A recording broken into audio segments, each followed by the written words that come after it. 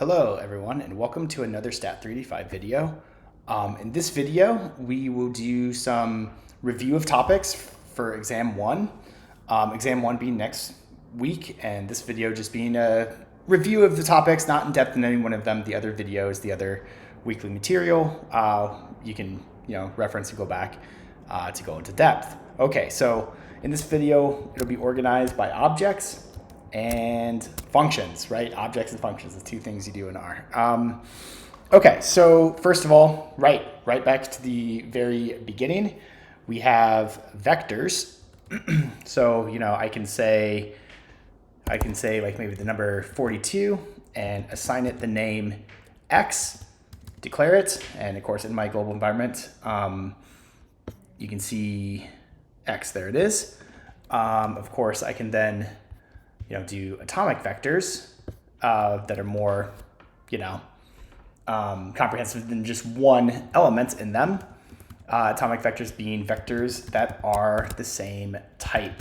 So for instance, 1, 2, 4, 7, and there it is. And I can do type of X double. Okay.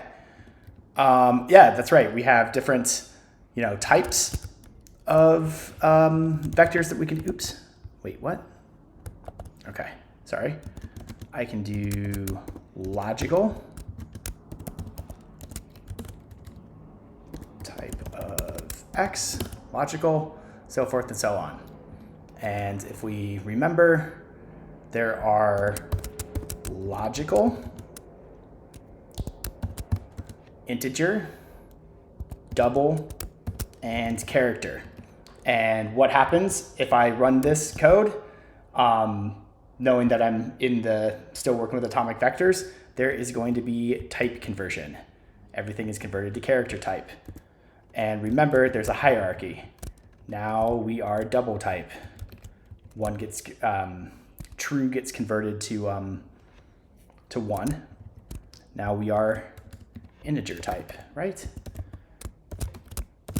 Yes, okay. So there's a hierarchy of this conversion that you can see, or this coercion.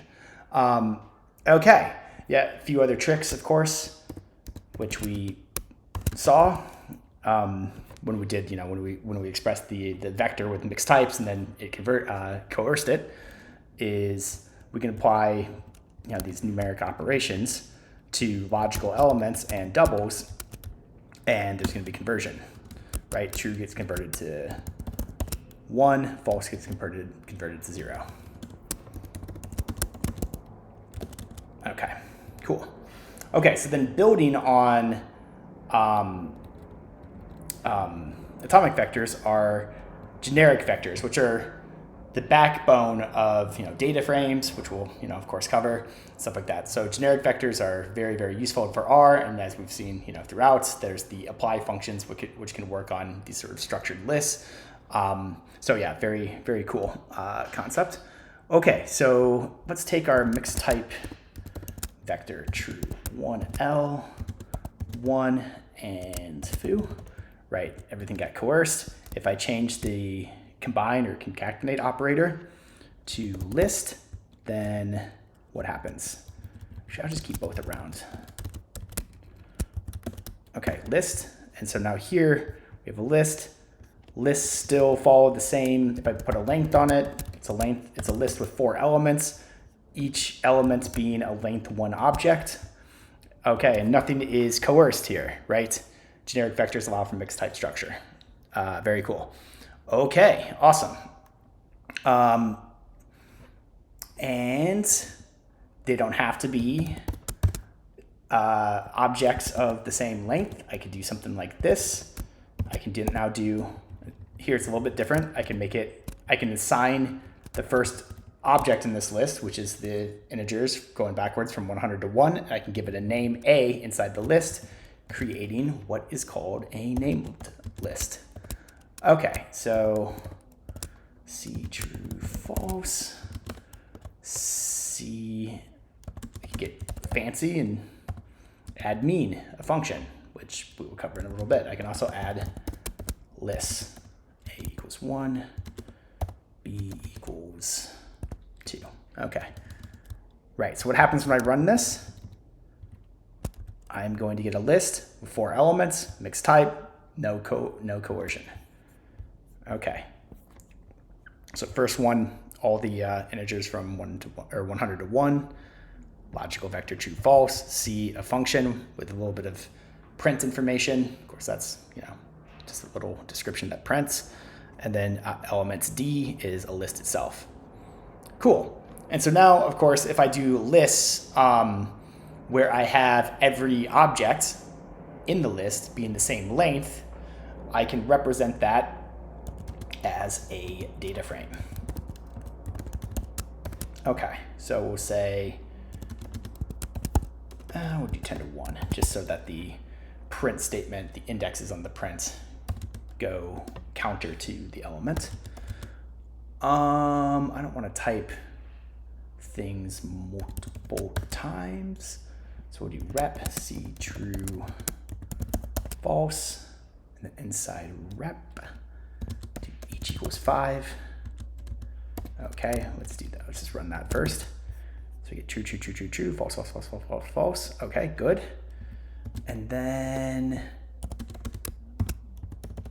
being a little bit lazy by just doing one character vector, assigning it the name, one element in this character vector, and I'll let the other concept of coercion, length coercion, handle it for me as I construct this data frame. Okay, everything runs, see what it looks like. Right, here's our data frame. What happens if I do type of, it's a list with class data frame. Right, so data frames are lists. Okay, cool. And then also, if I want, I can view the data frame using the view function. And here it is, cool. I think this allows you to sort. View is nice. Okay, I mean, view is gonna be nicer for like really complicated data frames, like what we saw in the lab 4 video, or lab 3 video.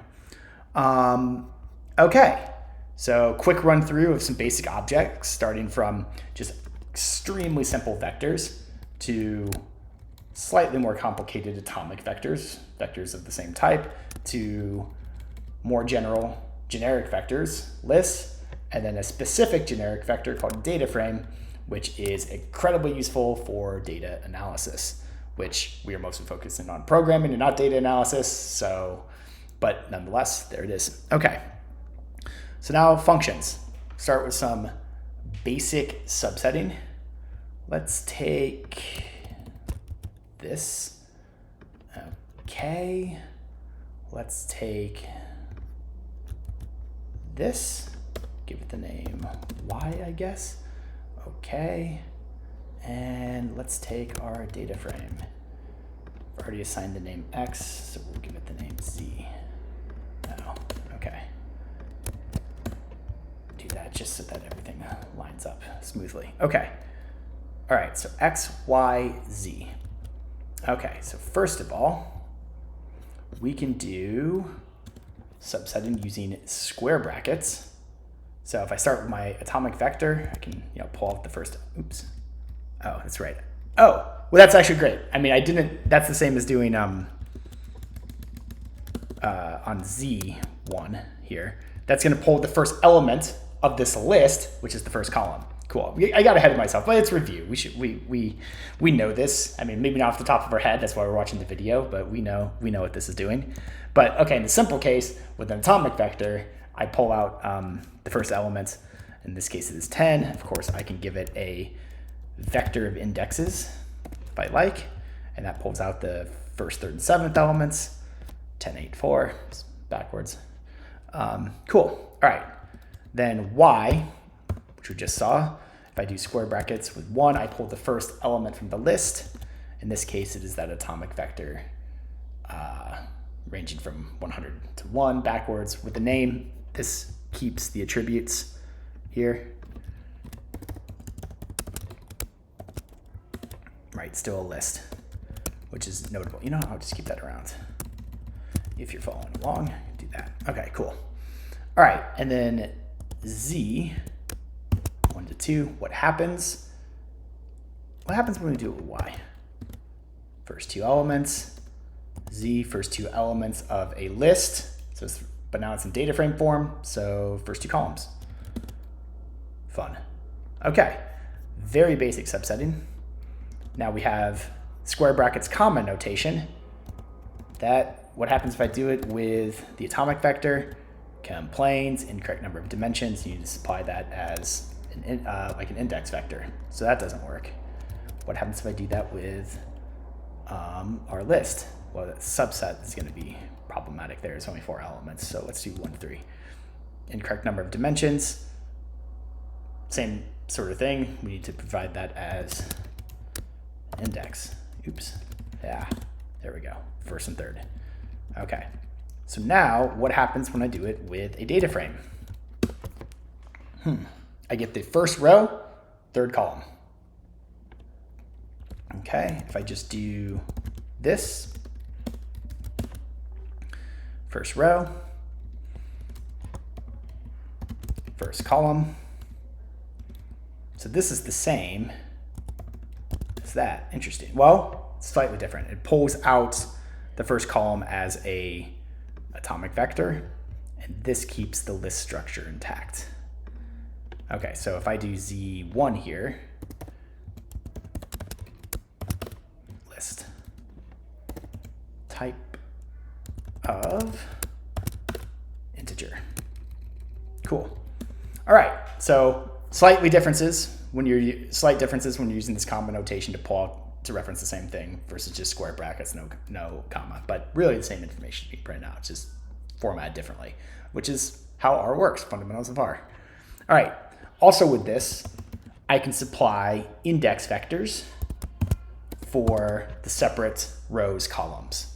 So this will do first 5 rows, last 2 columns. Fun. Okay, double square bracket notation. What happens if I just do that with my atomic vector? It's just pulling out the element, same type of thing. But this becomes more useful when I start using lists. Okay, so if I do this, it pulls out the first element of the list, but here it pulls it completely out of the list type. So now I have an integer vector. Okay, cool. Nice. And then, yeah, that works. Well, okay, just for curiosity, right? It's going to pull out the first element of the data frame.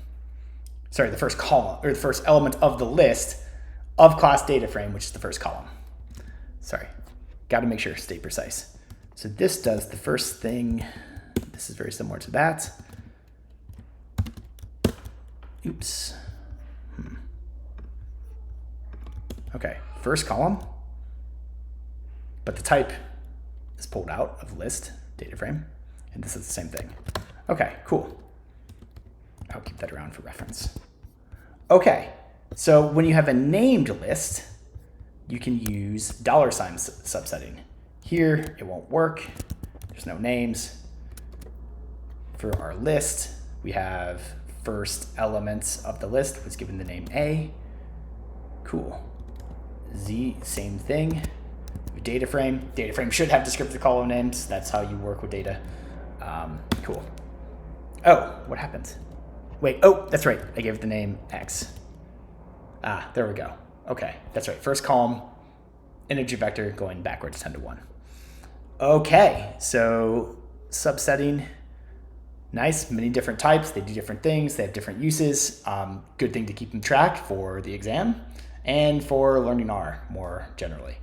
These things are actually quite useful. Okay, so now going into functions. Basic. We'll just demonstrate like a basic function. Some example function.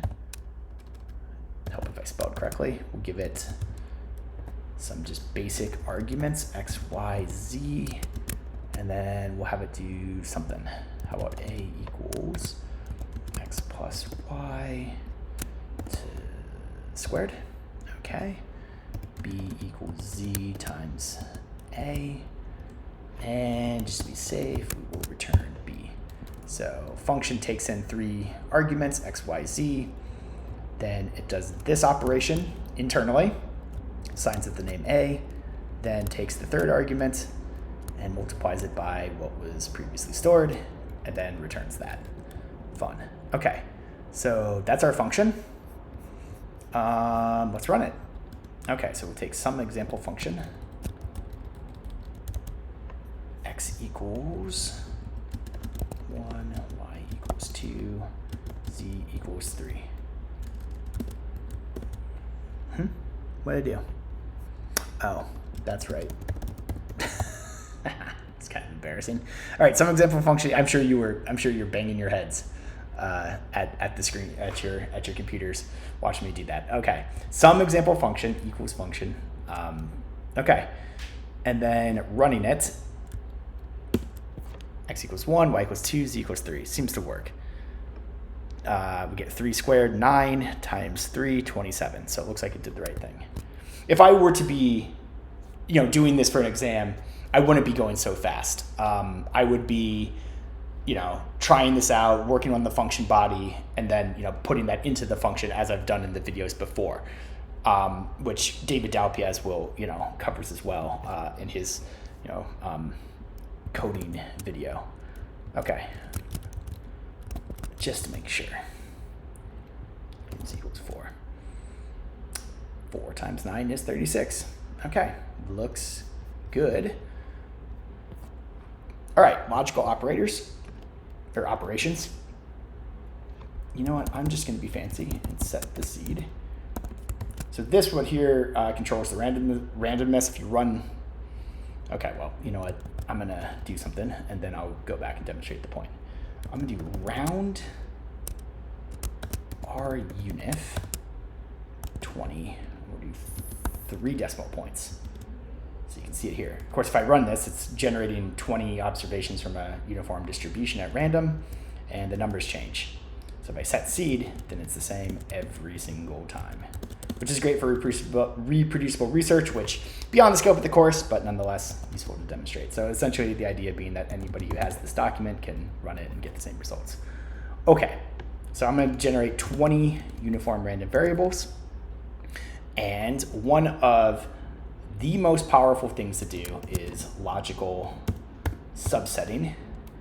Okay, so like if I want to, if I generate 20 uniform, I can see the numbers below. Some of them are greater than 0.7, some of them are less. Perfect.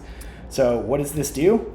Let's think carefully. I have a vector of 20 numeric elements, type double, and I have a single double element, which is 0.7. And so what's going to happen is this operation is going to do some length coercion on this end to make it a 20 element vector. And then it's going to do the comparisons side by side with 2 20 element vectors. So length coercion is implicitly happening when this is called. So you can see a vector of true falses. And then I can do this for logical subsetting. Awesome. Okay. I do want to keep that around. And then if I want to say, what is the empirical proportion of elements that are greater than 0.7 from uniform draws, then all I have to do is x greater than 0.7. That's going to do true falses. And then mean, performing this applies to objects of class double. So it's going to convert each one of the true false to 1, 0, doing this, and then take the mean of that vector, and that gets the success probability. All right, and if you want to get into statistics, I can ramp this up. This should be about 0.3. Magic. Okay, control flow. All right. Okay, I'm gonna start with a basic element. We're going right to the start. X equals 42, fun. Okay, x equals 42. If x is greater than 100, okay, sorry. If x is greater than 100, then I'm gonna say print big number. Great. Else if x greater than, say, 70, do print medium number, and then else print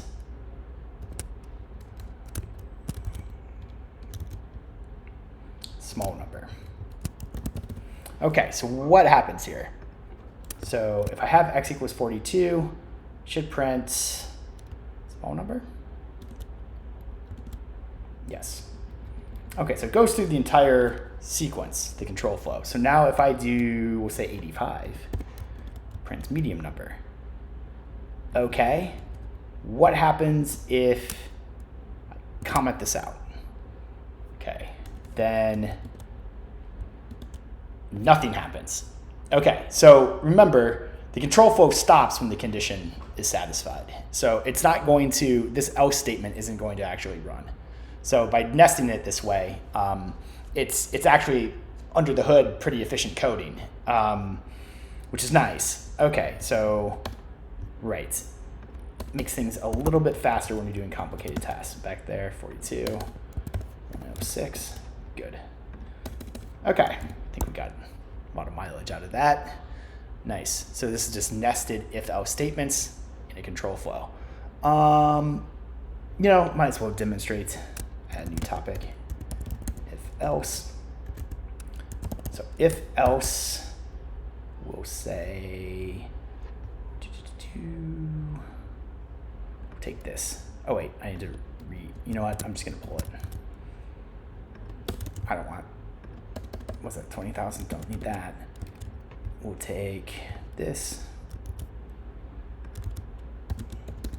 Print 7, print 0. Okay, cool. So if a element is greater than 0.7, print a 7. If not, 0. Okay, if else. Awesome. All right, that's probably a pretty weird way to do that, but whatever. All right, iteration concepts. The all-stars from this section being lapply and sapply. You can use lapply for everything. That used to be my standard operating practice, and then convert to, you know, if it's outputting a list, then I'll just unlist it or something like that. But sapply is nice because it preserves the type. If the things are the same type, it recognizes that and doesn't convert to type list. Okay, wow, probably should have started demonstrating the concept and then saying that. Okay, so what I'm gonna do is I'll take a vector, length 10, elements going from 1 to 10, and then I'm going to apply the log function to each of them. Cool. And then I can, log is vectorized, and so it can, work on a vector and do the same task. Okay, so this is what I was saying about lapply, is that when things aren't the same, or when things aren't list type, and you apply it, using lapply, then it's gonna output a list, which is kind of annoying, and then you can just unlist if you want. But that's kind of a roundabout way of doing things. Okay, fun. Okay, so where these become a little bit more handy is when I have data frames with a bunch of numeric columns. So let's do A equals 1 to 10, B equals 11 to 20, C equals 21 to 30. Okay, so now I have a data frame with 10 rows, 3 columns. Columns are the elements, okay, right? So if the columns are the elements, I can put an lapply function on it and apply the mean to the elements of this list. This is a data frame in this case. Cool. And of course, this is where the outputs are all going to be the same type and not list. So I can do sapply and get the means for each one of these columns. Now that's pretty fun because I can't, what happens if I just do mean z? Right. So the vectorization here, like here the vectorization, like doing sapply, atomic vector, atomic integer vector, and then doing log. I could have just done log 1 to 10. Here I actually have to use an apply function when I'm using it for a data set if I want column means. So that's where it becomes useful. Okay, and these are of course fast and sort of, I would say, easy to write once you've mastered the learning curve behind them. All right, for loops, while loops. Is this it? Yep, we're gonna wrap up with just this. Nice. I guess time flies when you're having fun. Okay, so let's get this thing back, and we will declare a vector of type double, length equals length x. Oops, helps if you spell things correctly.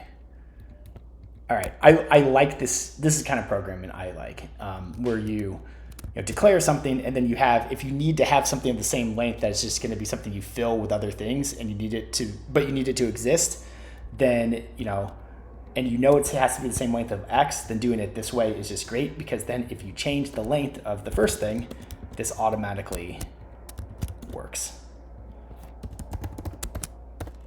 which is fun. That's why I like doing double length equals length the previous thing. Anyways, we don't need to do 20. Okay, fun. All right, so let's do something simple for loop. I in sequence along. Again, another thing like this. This is going to, instead of doing 1 colon length x, this just does that for us for free. 1 to 20. Yeah, I could just do 1 length x, but sequence along is fancier and I guess quicker to write. All right, fun. We'll do y index I equals sum x 1 to index I. All right, so what's going to happen? Okay, so I have, these are uniforms. 0.7, they're uniforms. The default is minimum 0 for the uniform, for our unif. You know what? I don't need to tell you. We can just look. Our unif. Use the help function. Right, so this gives you information for all of the uniform things, like the density function, percentiles, quantiles, and then random number generation. Minimum 0, max 1. So this is uniform 0, 1. Okay, so the only reason why I'm showing this is because I just want to show that this is positive. Minimum 0, 1 uniform random variable. So the idea being that when I run this sum on the elements of x, it's going to be strictly increasing. Okay, so, right, so at iteration 1, I take 1 to 1, which is the first element. So not doing much. And then at iteration 2 of this loop, now I'm taking the first 2 elements and then adding them together. Iteration 3, first 3 elements, adding them together, and so on. All right. And it is increasing. There's actually a function that does this, but we wrote it with this code, cumulative sum. It's the same thing. It should be the same thing. Is it the same thing? Yeah, I'm doing this a few different ways. Cool. Yeah, all equal. Nice. Cool. All right. And let's end on a fun one for while loops, even though while loops aren't as emphasized in the course. We will do, okay, give a condition, give an initial element. Okay, while x is less than k, we'll do x equals x plus our unif 1. Okay. Okay, so it stopped as soon as x was greater than 6. Now what I want to do is purpose of while loops is that you don't know how many iterations it's going to take until it stops, until the condition stops. That's why you would do that instead of writing a for loop. Counter equals counter plus 1. But now I want to know the iterations because I am curious. And I could just print counter at the end. Yeah, we could do that. Okay, so x is now 6.1. Again, I didn't set the seed, so, you know, it's not the same. And that took 13 iterations. And if you wanted really fancy, you could do, actually not fancy, but just thorough. We can see it. Okay, so you can see it increasing and it gets to 6, 15 iterations. Of course, here, hey, look, there's type coercion. Counter being an integer vector, it's converted it to, or you wanted it to be an integer and it converted it to type double. All right, that's a review of concepts leading into the exam. Basic level implementations of everything we've done. So if you need to see more, review the labs and quizzes. In particular, the quizzes are a little bit tougher. And if there's something that's you're struggling with, then go to that week and do a more pointed reading and watch my previous videos. All right. Thank you so much for watching, and I will see you next week for the exam, or for a practice exam and the exam. All right. Take care. All right. Bye.